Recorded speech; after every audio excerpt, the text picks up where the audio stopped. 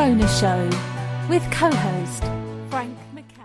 I'd like to welcome everyone to the Dr. Luann Rona Show. Frank McKay here, but more importantly, author, critically acclaimed author and psychiatrist. Dr. Luann Rona is our host each and every week. And we talk about the mind, we talk about the body, the spirit, and how they all interact. The name of the latest book is Love is Who You Are, and it is wonderful. It is life-changing, and everyone should get a copy of this. Dr. Rona, how are you? Oh, I'm fine, except I had an operation on myself, and I had to practice what I teach, and what I believe in. And I was looking through some papers, and it's called Watch Your Language, and we have common talk, see, that makes our brain stay one way rather than using rational, healthy thoughts. Like I have a whole list of them. Yeah, well, having said that, let's go through some of these. Let's go through, in no particular order unless you choose to. But what are some of these? What's on this list that you could share with us? Oh, well, it's too hard. When you start telling your mind that, and a parent does, and it's too hard, then they live in that everything becomes too hard. I can't take this much anymore. If things are the way they are, and it's up to you to work with your mind to change them so that you don't have to take it. No, you don't have to take it. One of the biggest ones that people use is I can't. And it's so common, and I can't. Well, yeah, I can't fly to the moon right now. Right. Right. Someone did, but it was with a mechanical machine, of course. Well, when we transfer that I can't, that sticks in our mind, and then all kinds of people, the little kids start saying, well, I can't get an A, I can't pass this class, I can't play on this team. The parent can say, well, if you can't play on that team, there's other teams you can play on, and it's just good that you're trying.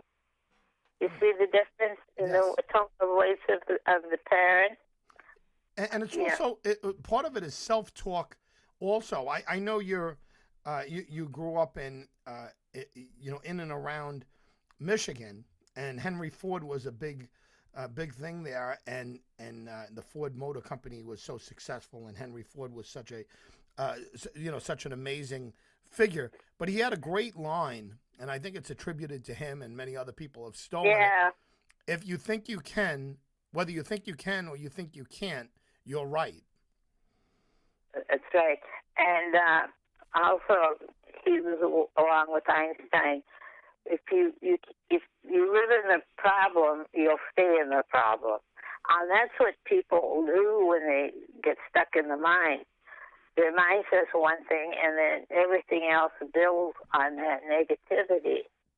And you cannot, and Einstein said this, and other greats said, you cannot solve a problem by thinking the same way as you did when the problem was created.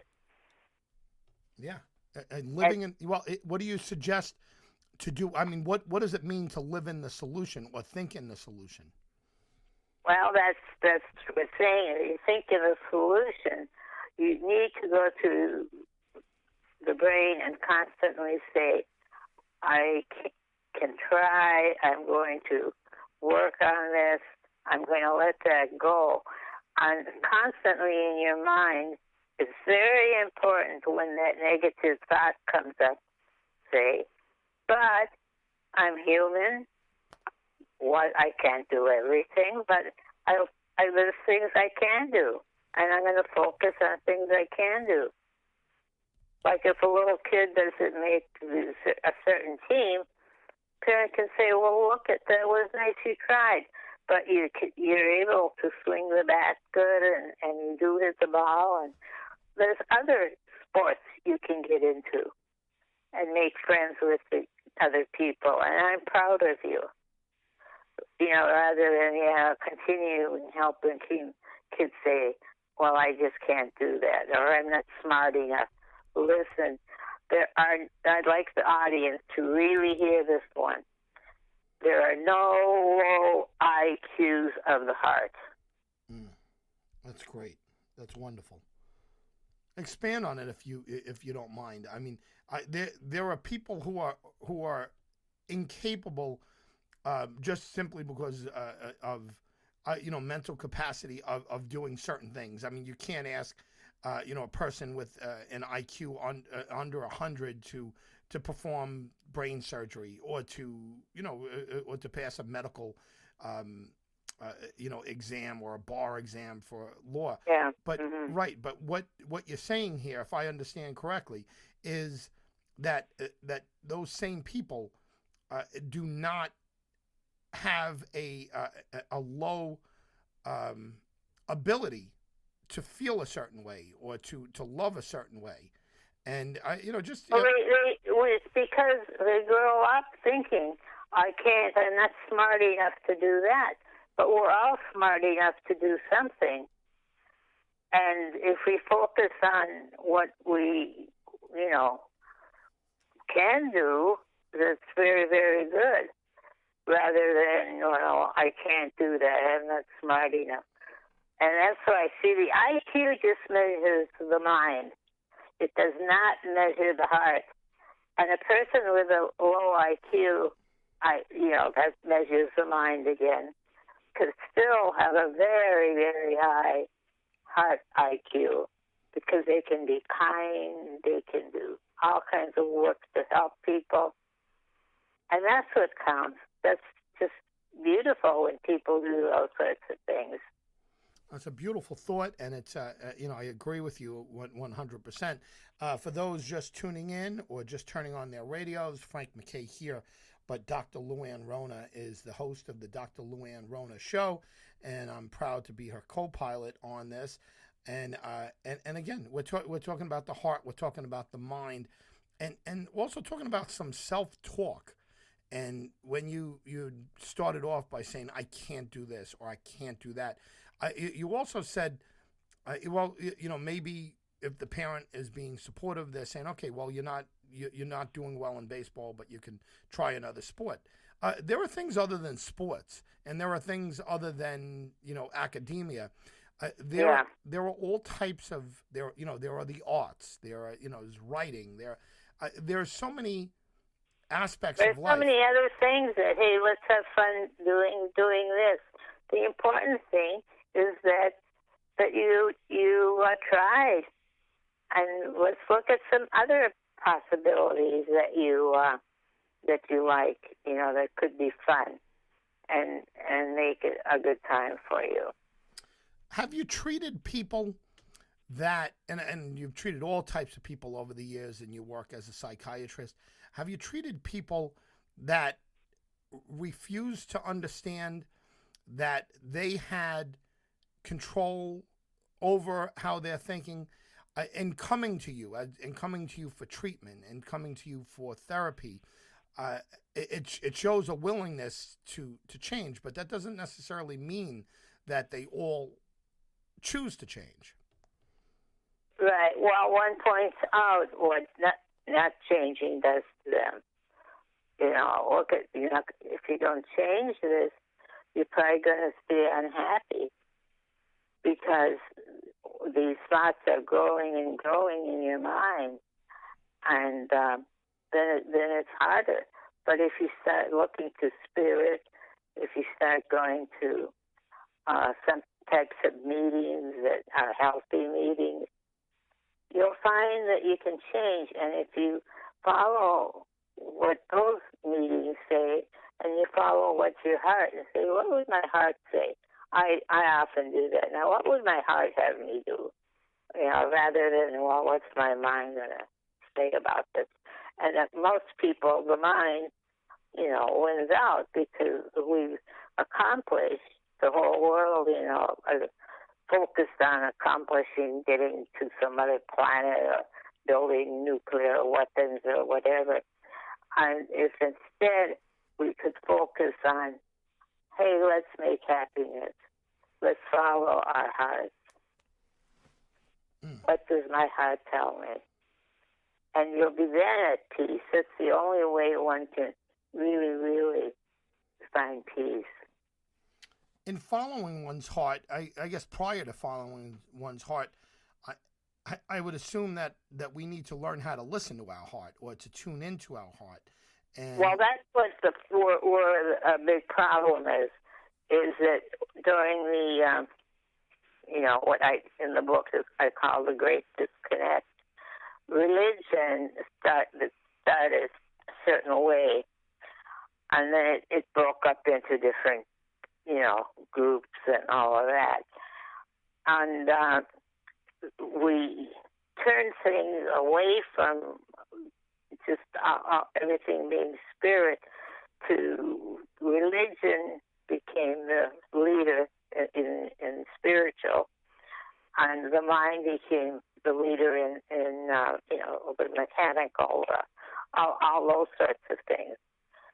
And as I said, the spirit was just sort of given to different church groups. And this really, really broke up our beingness, because we saw it as mind, body, and spirit got disconnected. And then the mind went to the physician or, that person. And years and years before, in the olden times, as you learned in college, the doctor would come and, lay his hands on you or talk to you in certain ways. And acupuncture, of course, got popular in the Far East. So, but that Descartes solution, there's a wonderful book that really, really I love, was called The Turning Point, and it goes through history, and it's written by Capri, C-A-P-R-I, and that really, really taught me that book, because it started from the beginning of history and then showed how history broke down and how the mind, body, and spirit, instead of being one, and connected, got disconnected. And that disconnect then put some people more in one area than in another, rather than them all being together, and each one working together.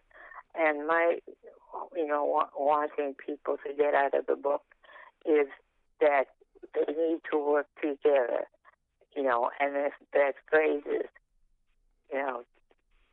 the heart's your higher intelligence. Train your mind. Your mind's not bad. It's not even bad.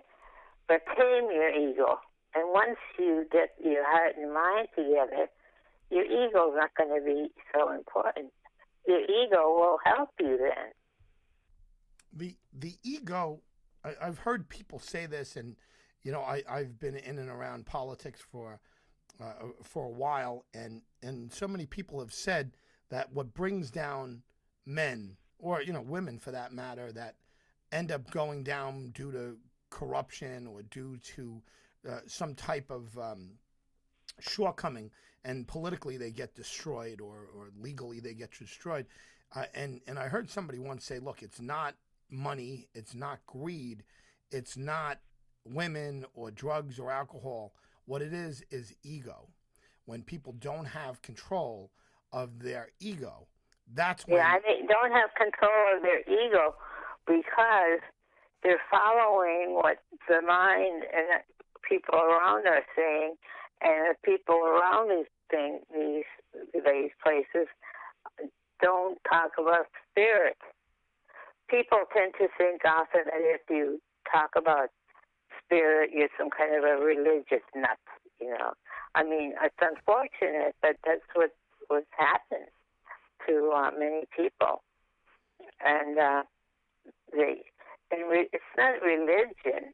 What one has to know is living from your heart, living from love, living from grace, loving, caring, sending out love energy. You don't have to, a mechanic can send out love energy to their car. I had an uncle who was a mechanic, and I don't know, he was so comfortable to be around because he just was a loving person. And one of the other brothers in the family, who was the only one who was educated, an engineer, and he didn't have that kind of warmth, he wasn't easy to be around. Mm. You could be around him, but it wasn't fun. And if it's not fun to be around someone, you see their circle their social circle shrink, and you see people not wanting to come there, even under extreme circumstances.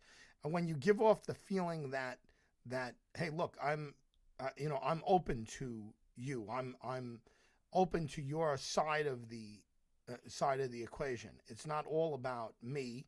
I'm not here to extract something from you, but instead I'm here to interact with you. I'm here. That's what I learned. And instead of arguing, you say, well, what's your point? I hear your point. I don't necessarily agree with it, but it's good to hear it. Rather than getting in an argument, you can say, well, tell me more about it, or tell me how you came to believe that.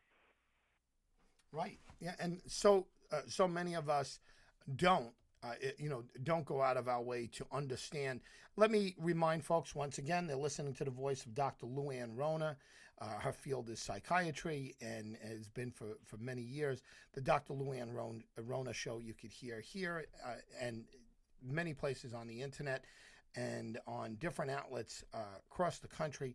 Frank McKay here with Dr. Luann Rona, and thrilled to be her co-pilot.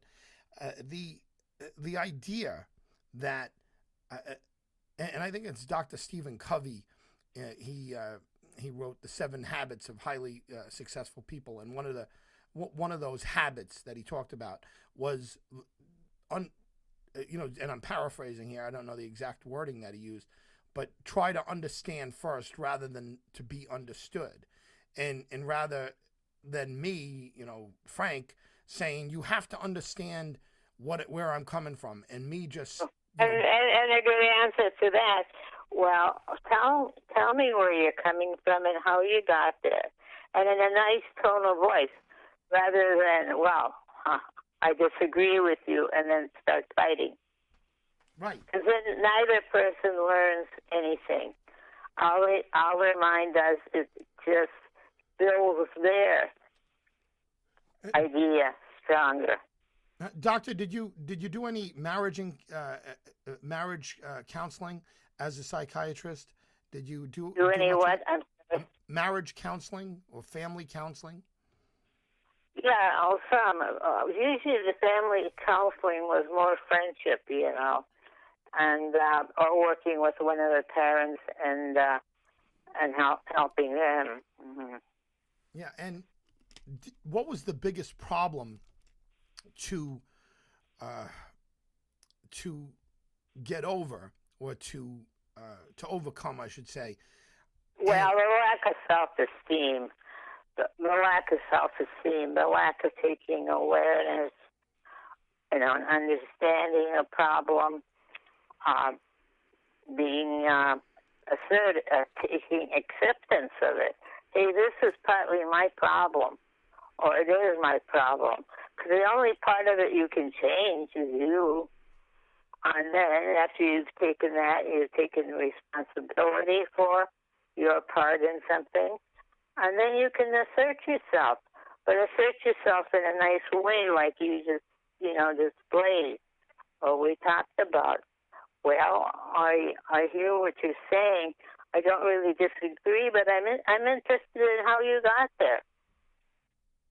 Right. And that alone could open up all types of understanding and a connection to that other person. Just simply saying, like, how did we get there, rather than just demanding that the other person understand your standpoint. how about understanding how the feelings got there in the first place? Yeah, that's a nice way. You say, well, how did you learn that? Or where did that come from? You've asked me questions like that, and as I look back now, a lot of it, I was fortunate, living in a small town where everyone was friendly. Well, some more friendly than others, Sure. but where people didn't seem like most people were not jealous of each other, even if you had more intelligence, IQ intelligence. The big thing, that I'd say I grew up around a lot of people who had high heart intelligence. Yeah, well, that's a very big subject, and it's a lovely subject to talk about the heart intelligence, and we're running up against it again. Doc Rona, just great work over the years, and another wonderful show. And Love is Who You Are is the name of the book. Just an amazing, mind-blowing book, and I've read it several times now, and I every time I read it, I get something new. The documentary on Dr. Luann Rona has to be seen to really be appreciated, and we encourage everyone to search our site to get that and to see this. Dr. Rona, what can you leave us with? What thought can you leave us with for the week? Pardon? What thought can you leave us with for the week? Oh, well, I think, I have that prescription for health and happiness, and I think the final 110 manage and know that your heart and its intelligence. Train your mind. It's important. That's what every one of us have to do. And then tame the ego. If the ego is tamed and the mind follows the heart, one can do nothing but be happy. Just wonderful. Just a wonderful, beautiful thought, as always, from a beautiful person. Dr. Luann Rona, thank you very much for the wisdom. Well, thank you for having me. Dr. Luann Rona on the Dr. Luann Rona Show. Frank McKay here signing off. We'll see you next week on the Dr. Luann to Rona the Dr. Luann Rona Show with co-host Frank McKay.